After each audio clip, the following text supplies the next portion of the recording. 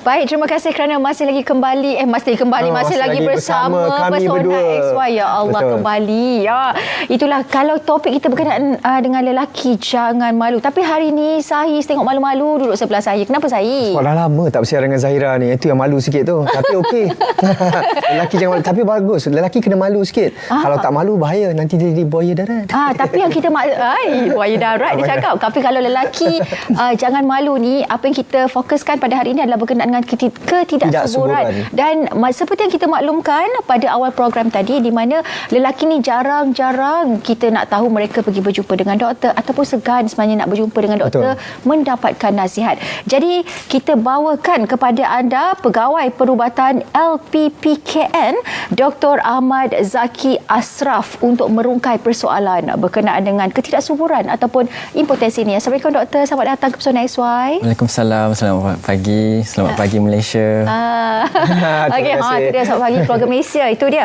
Okey, doktor, bila kita cakap berkenaan dengan kesuburan ni, ramai sebenarnya dekat Malaysia ni mungkin yang tertanya juga macam mana dengan status ketidaksuburan dekat Malaysia ketika ini. Mungkin ada perbandingan untuk wanita dan juga lelaki, mungkin di bandar dan juga di luar bandar. Satu soalan yang menarik. Kalau ikut data, kadar subfertility global mencecah 15%. Dan di Malaysia kadarnya lebih kurang 10 ke 15%. Daripada itu, 30 ke 40% masalah subfertility ataupun ketidaksuburan adalah berpunca daripada masalah lelaki. 30% berpunca daripada masalah wanita dan 20 ke 30% adalah masalah pasangan, iaitu suami dan isteri, dan lebih kurang 10% adalah unexplained ataupun kita tak dapat kenal pasti kenapa. Dan seperti yang Zahira cakap tadi, mengikut analisis air mani, data LPPKN 2010 hingga 2019, 60% analisis air mani mencatatkan keputusan yang tidak normal, abnormal. Dan data juga menunjukkan dalam kalangan lelaki yang berusia dalam usia 30 tahun dan ke bawah, analisis air mani mencatatkan penurunan sebanyak 15%.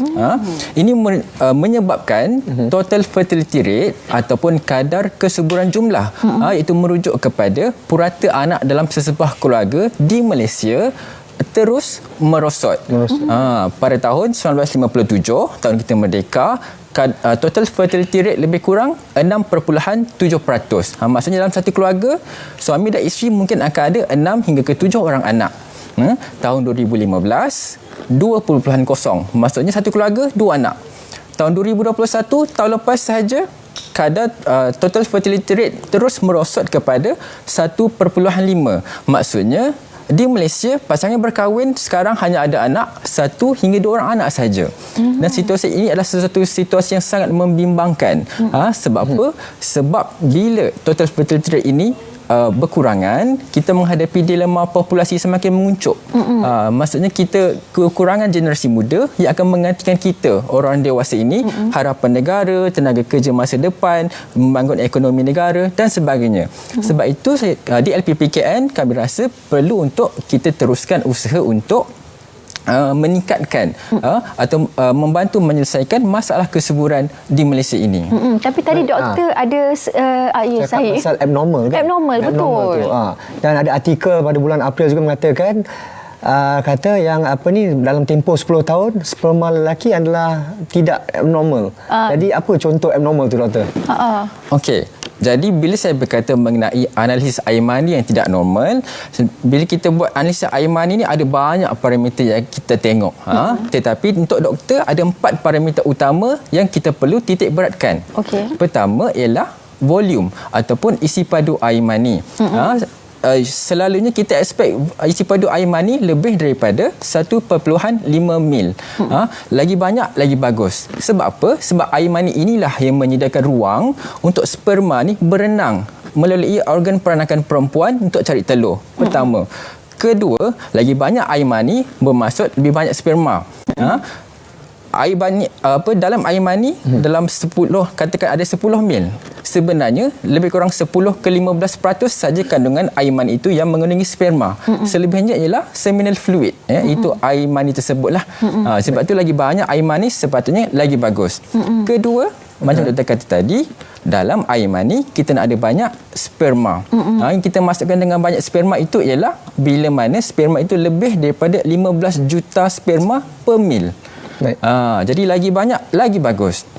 Ketiga, dah ada sperma, kita nak sperma tu aktif. Supaya sperma tu boleh berenang ke depan, cari telur, bersenyawa. Itu kita melihat kepada progressive motility. Kita expect lebih daripada 32% sperma ini aktif. Lebih kurang 1/3 sperma tu kena aktif supaya boleh berenang cari telur. Dan yang keempat, kita dah ada banyak sperma berjuta-juta. Kita ada sperma aktif berenang ke depan. Kita nak sperma ni kelihatan normal. Macam manusia juga, manusia normal ada kepala, badan, 2 tangan, 1 kaki kan. Sperma pun ada bentuk dia tersendiri. Dia kena ada 1 kepala, 1 leher dan 1 ekor. Kadang-kadang kalau sperma yang tak normal ni ada 2 kepala, tak ada ekor, dia susah nak berenang. Kalau boleh berenang pun dia susah nak bersenyawa dengan telur. Telur pun tak nak sperma yang tak normal tersebut.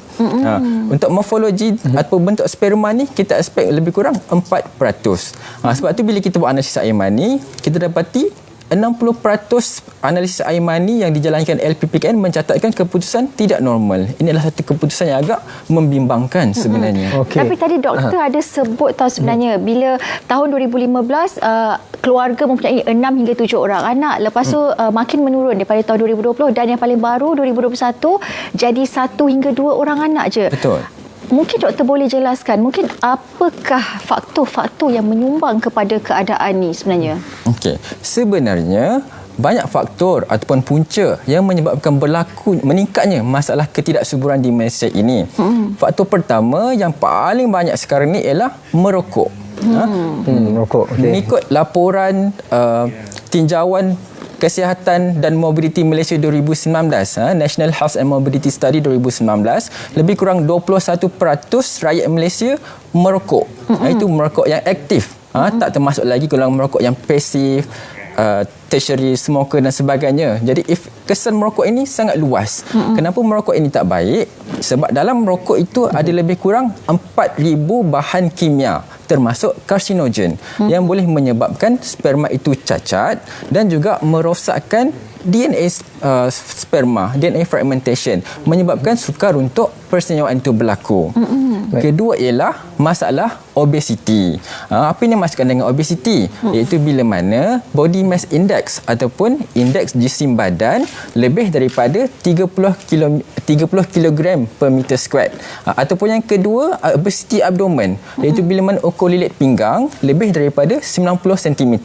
Nak senang kira, kalau lelaki beli seluar, saiz luar tu lebih daripada 35 inci, bermaksud ada obesity abdomen. Faham.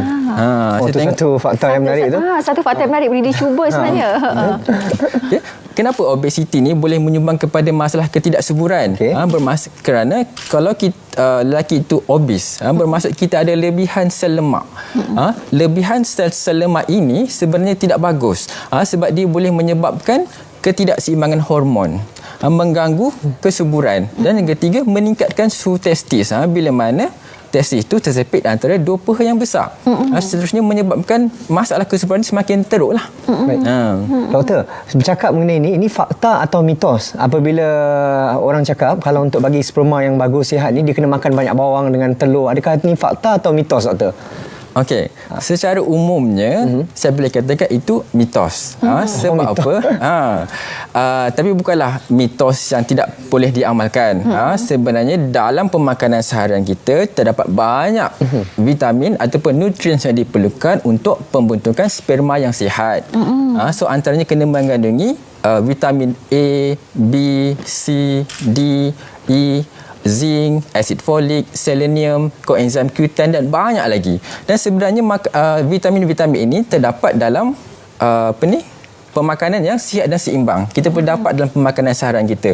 Dalam bawang boleh. Tadi dalam apa tadi? Bawang dengan telur. Dalam telur pun ada. Sebab dalam telur sebenarnya tinggi dengan vitamin D dan protein. Bagus untuk pembentukan sperma dan air mani. Tetapi apa yang tak bagusnya kalau pemakanan itu diambil secara melampau ataupun tidak betul. Banyak sangat makan telur. Tinggi kalori, obesiti pula. Tapi eloknya ramai orang buat ambil telur warna putih tu, kuning tu kurang ambil katanya. Oh. Boleh juga ke doktor menyumbang kepada ketidaksuburan ataupun kesuburan tu sendiri? Boleh juga. Sebab apa? Macam doktor kata tadi, kita perlukan protein untuk pembentukan air mani dan sperma dan sebagainya. Tetapi kalau kandungan vitamin ataupun nutrien itu terlebih daripada yang diperlukan oleh badan, sebenarnya badan kita pun dia ada had ataupun limit berapa banyak dia perlu proses vitamin dan nutrisi tersebut.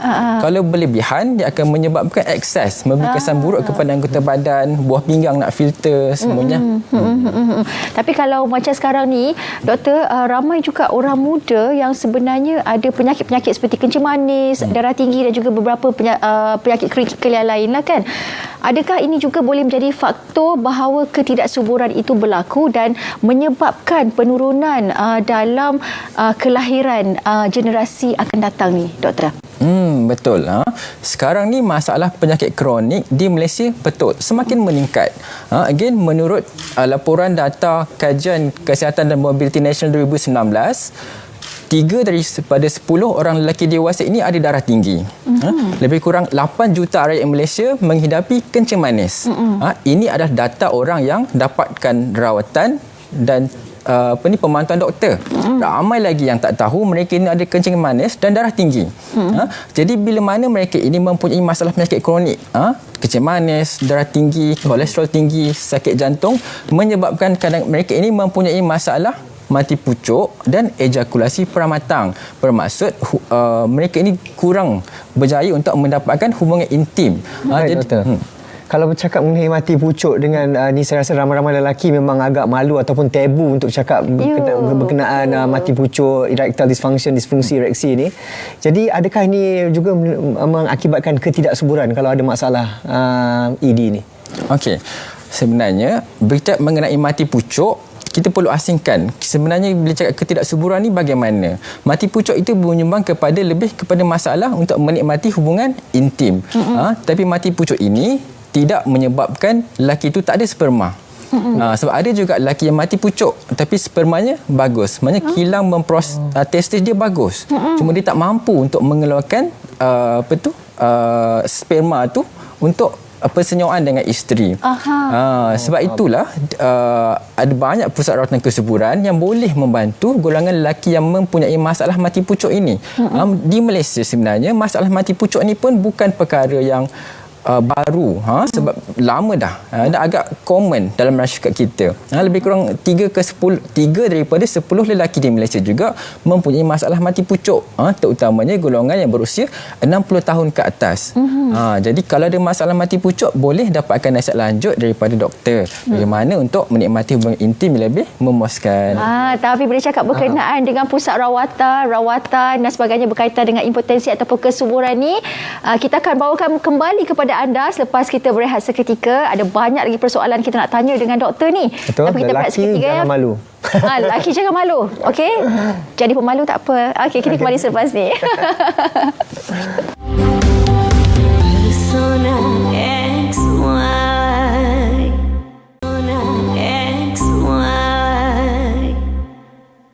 Lelaki jangan malu-malu. Kita bawa topik ketidaksuburan. Kita kembali dengan Persona XY dengan topik lelaki jangan malu, dan terutamanya lelaki di luar sana jangan malu untuk bertanya soalan. Jangan pendam, jangan simpan sendiri kerana boleh memudaratkan diri anda sendiri. Jadi kalau boleh ada masalah tu cerita kepada pasangan anda, jangan malu, tampil. Sebab apa? Isu ketidaksuburan ni sangat penting. Bukan selalunya dulu kita selalu cakap perempuan yang mandul, tapi sebab sekarang ni boleh katakan 50-50. Betul tak doktor? Betul. Jadi dia bukanlah terletak kepada seorang wanita sahaja. Jadi ini pun penting juga untuk wanita faham apa yang menyebabkan pasangan mereka menjadi tidak subur. Okey, tadi doktor ada menyentuh berkenaan dengan rawatan. Nak tahu juga apakah LPPKN ni ada melakukan rawatan untuk ketidaksuburan dan bagaimana LPPKN itu sendiri mengesan masalah ketidaksuburan di kalangan lelaki ni. Okey, soalan yang menarik. Sebenarnya di LPPKN kita ada klinik subfertility LPPKN. Sekarang kita ada 3 klinik yang terletak di Kuala Lumpur, Johor Bahru dan Pulau Pinang. Dan kita ada perancangan untuk memperluaskan lagi perkhidmatan subfertility ini di seluruh negara. Dan di LPPKN kepada lelaki, kita menyediakan perkhidmatan kaunseling seksual kepada lelaki yang memerlukan dan disarankan kepada lelaki-lelaki ini untuk menjalani pemeriksaan klinikal testis, ujian analisis air mani, ujian hormon dan juga dalam kes-kes yang tertentu testicular biopsi ataupun biopsi testis untuk kita ekstrak sperma daripada telur lelaki. Di LPPKN juga kita menawarkan perkhidmatan subfertility ini pada kos yang sangat berpatutan oleh doktor-doktor yang berpengalaman. Kita telah menyediakan perkhidmatan kesuburan ini sejak tahun 1979 daripada zaman Dr. Hamid Arsyad, Dr. Ismail Tambi, dan sekarang tahun 2022 dah lebih 40 tahun perkhidmatan kesuburan di LPPKN ini. Di LPPKN kita menawarkan 3 perkhidmatan rawatan utama. Pertama, timing intercourse, iaitu bila mana kita akan memberi nasihat kepada pasangan bilakah masa terbaik untuk pasangan ini bersama. Yang kedua, rawatan IUI ataupun intrauterine insemination, iaitu permainan beradas. Dan yang ketiga, assisted reproductive technology ataupun teknologi bantuan konsepsi seperti in vitro fertilization ataupun intracytoplasmic sperm injection. Ini orang kata bayi tabung uji lah. Doktor, bercakap mengenai ini, durasi bagi pasangan yang baru berkahwin, kalau tempoh yang perlu mereka jumpa pakar sakit tuan ni atau pakar sakit puan, berapa durasi dia? Setahun ataupun 2 tahun? Kalau mereka sudah berusaha dalam tempoh setahun ataupun 2 tahun tu. Okey. Jadi kepada pasangan yang sudah berkahwin, kita akan tengok usia isteri. Kalau lelaki ini berkahwin dengan wanita yang muda, bermaksud di bawah usia 35 tahun, kita cadangkan cuba dulu secara semula. Jadi sekurang-kurangnya 1 tahun. 1 tahun. Kalau masih belum mendapatkan zuriat, boleh temui doktor untuk buat rawatan selanjutnya. Tapi kalau usia isteri itu lebih daripada 35 tahun, selepas 6 bulan berkahwin dan mencuba, boleh dapatkan nasihat dan investigasi lanjut dengan doktor yang berpengalaman. Tapi ada juga macam sekarang ni kan, bila kita dah melalui era pandemik dan kini kita dalam fasa peralihan ke endemik, semua bercakap berkenaan dengan rawatan kendiri, untuk dapatkan penjagaan kendiri dan sebagainya. Mungkinkah ada sebenarnya cara untuk periksa secara kendiri untuk mengetahui kita ni subur atau tidak, doktor, sebenarnya?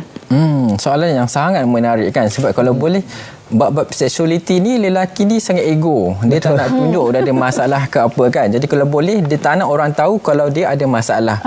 Tetapi rezeki Tuhan, masalah ketidaksuburan dalam kalangan lelaki ni kita tak nampak dekat anggota badan kita. Tak nampak kat muka, tak nampak kat tangan, tak nampak kat perut, kaki dan sebagainya. Apa yang perlu buat itu kita kena lakukan analisis air mani. Sebab dalam analisis air mani itulah kita akan tengok sperma lelaki, benih lelaki ni. Kalau selagi mana ada benih lelaki hidup, aktif dan kelihatan normal, bermaksud peluang untuk mengandung itu masih ada. Okey, baik doktor. Cakap pasal generasi XY ni kan, dengan gaya hidup masa kini, dan saya rasa ini ramai yang ingin tahulah, terutamanya pada cyclist, sebab sekarang ni sepanjang tempoh pandemik, berbasikal ni adalah satu trend. Ada sumber yang mengatakan berbasikal ni boleh menyebabkan ketidaksuburan. Betul ke doktor? Betul. Sebenarnya aktiviti Betul. Saya tercengang sekejap dekat sini, doktor. Aktiviti sihat, exercise, beriadah sebenarnya bagus untuk kesihatan tubuh badan, untuk menaikkan testosteron, endorfin, untuk kegembiraan dan sebagainya. Tetapi sebenarnya kalau aktiviti berbasikal secara ekstrim tu bagaimana?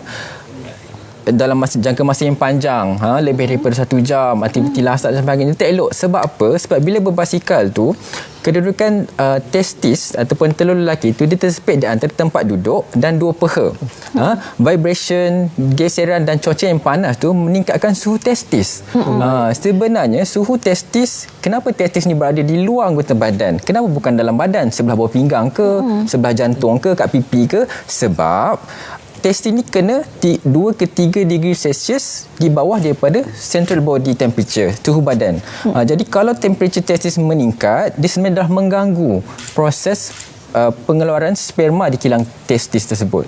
Tapi kalau untuk lelaki tersepit testisnya, tapi kalau untuk wanita pula kan, macam mana doktor? Sebab saya rasa macam tak adil lah kalau nanti boleh salahkan lelaki je. Wanita pun mungkin juga ada dia punya kesan-kesannya kalau mereka berlebihan berbasikal ni. Macam mana doktor? Nanti kalau wanita tak ada masalah sangat sebab organ wanita di dalam. Tu dia jawapannya.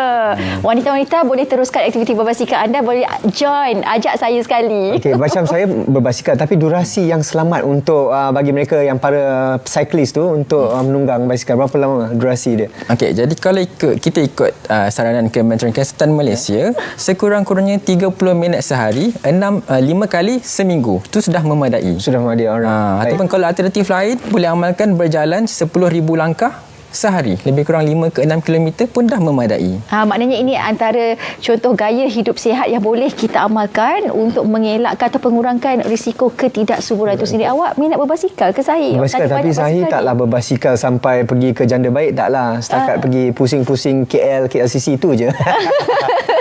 Okey, bila kita cakap lagi berkenaan dengan ketidaksuburan ini juga kan, mungkin doktor adalah juga pesanan-pesanan yang boleh diberikan kepada mereka ni kalau mereka nak mengamalkan gaya hidup sihat, selain daripada tidak boleh merokok dan melakukan pemakanan yang sihat, apa lagi yang mereka perlu lakukan untuk meningkatkan tahap kesuburan itu sendiri?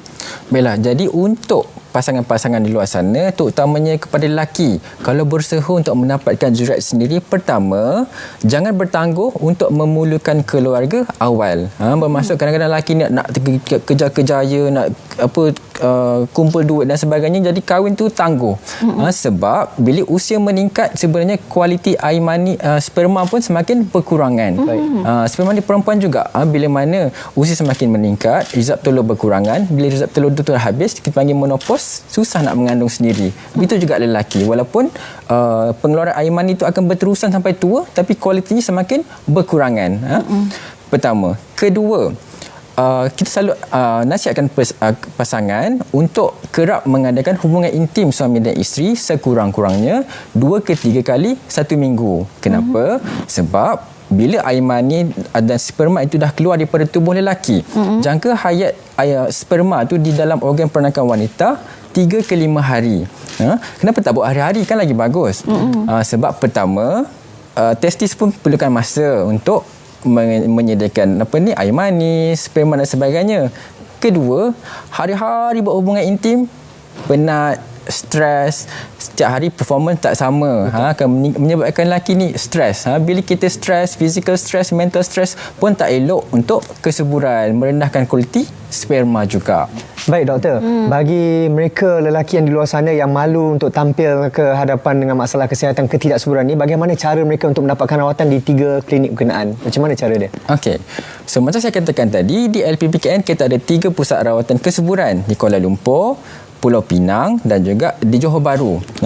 Untuk menghubungi LPPKN, anda boleh layari laman sesawang LPPKN di www.lppkn.gov.my ataupun yang kedua, hubungi LPPKN di talian 03 7613 7555. Baik, terima kasih doktor. Tapi kalau nak kata kita dah dapatkan rawatan kesuburan ni, berapakah agaknya peratusan lah yang berjaya untuk dapatkan rawatan ni, yang berjaya lah untuk orang kata subur kembali?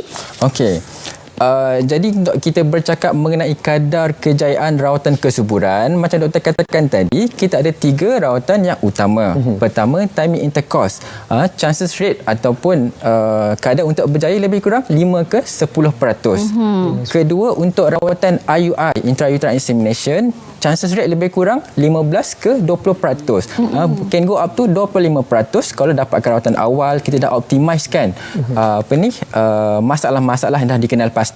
Dan yang ketiga, rawatan ART, Assisted Reproductive Technology, dia bergantung kepada usia wanita tersebut. Kalau usia pasangan tu datang, bila usia isteri itu bawah 35 tahun, sebenarnya peluang untuk berjaya mengandung sangat tinggi, lebih kurang 50%, 50-50%. Tetapi bila usia semakin meningkat, melebihi 40 tahun, dia dah merudum kepada dalam 5 ke 10% juga. Itu yang pertama. Kedua, sebenarnya kalau wanita ini lambat untuk mendapatkan rawatan, lambat untuk mengandung, bermasa lepas usia 40 tahun baru start rawatan, ada rezeki mengandung, sebenarnya ia juga meningkatkan risiko kepada wanita itu dan janin itu. Maksudnya masa mengandung nanti penyakit kronik akan lebih mudah kepada wanita ni, darah tinggi, kencing manis, kurang darah, anemia dan sebagainya. Dan kepada janin meningkatkan risiko untuk mendapat sindromik ataupun genetic defect seperti autism.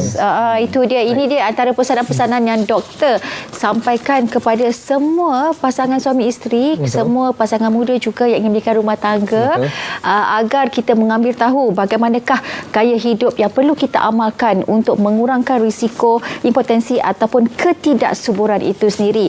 Dan lepas ini ada sesuatu yang menarik juga untuk anda. Jadi kita terima kasih dulu kepada Dr. Ahmad Zaki Ashraf, Pegawai Perubatan LPPKN, kerana bersama kita untuk berkongsi berkenaan dengan lelaki jangan malu berkenaan dengan ketidaksuburan. Ada sesuatu yang menarik yang kita nak bawakan kepada anda. Hari itu saya pergi untuk mengendalikan drone. Menarik tu. Menarik sangat. Jomlah kita saksikan dulu apa yang menarik berkenaan dengan bos muda kita pada minggu ini.